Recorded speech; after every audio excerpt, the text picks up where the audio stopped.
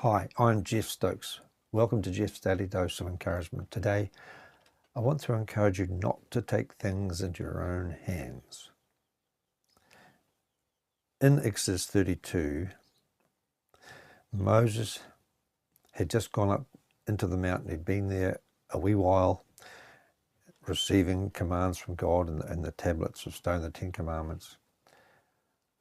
And because he was away, the people got a bit restless, and this is what happens. And when the people saw that Moses delayed to come down out of the mount, the people gathered themselves together unto Aaron, and said unto him, Up, make us gods, which shall go before us. For as for this Moses, the man that brought us up out of the land of Egypt, we do not know what is become of him.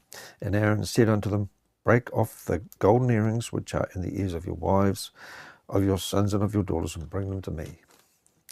And all the people broke off the golden earrings which are in their ears, and brought them unto Aaron, and he received them at their hand, and fashioned it with a graving tool, after he had made it a molten calf. And they said, These be your gods, Israel, which brought you up out of the land of Egypt. And when Aaron saw it, he built an altar before it, and Aaron made proclamation and said, Tomorrow is a feast to the Lord. And they rose up early in the morning and offered burnt offerings and brought peace offerings, and the people sat down to eat and to drink and rose up to play. That's verses 1 to 6. And what happened there was God actually saw what was going on and told Moses and said, Let me alone, I'll destroy them. And Moses pleads with him, intercedes, and says, No, Lord, don't go doing that. People will think you just brought them out to destroy them. So God relents. And then Moses comes down the mountain, sees what's going on, and is absolutely livid, breaks the tablets of stone,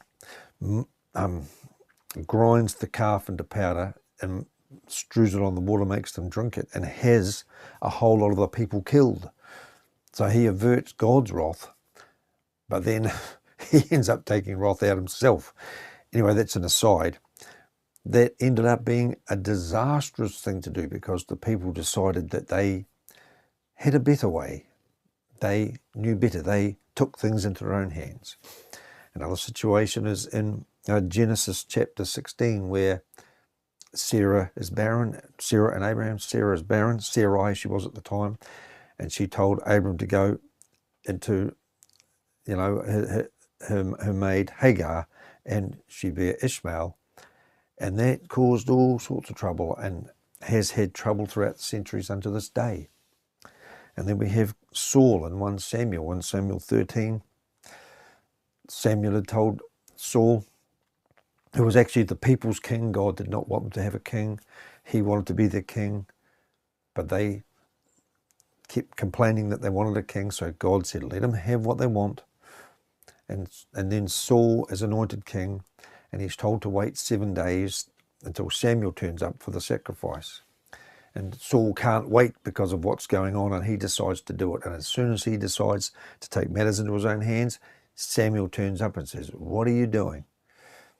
Then later on, the second time, in chapter 1 Samuel chapter 15, he's told to destroy the Amalekites, everything, the people, the king, the cattle, all the livestock.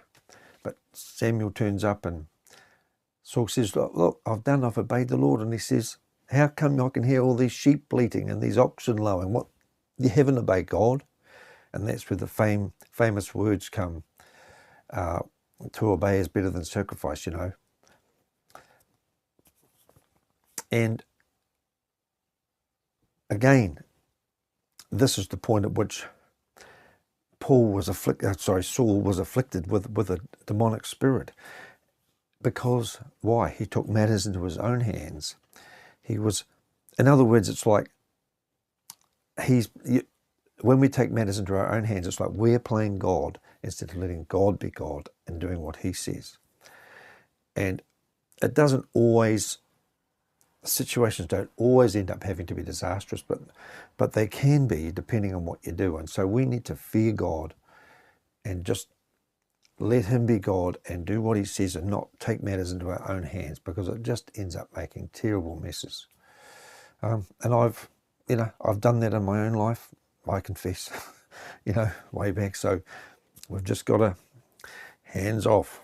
Some of us struggle, especially I suppose in our earlier walk with Christ, but even some Christians go on for years and years and struggle with being control freaks.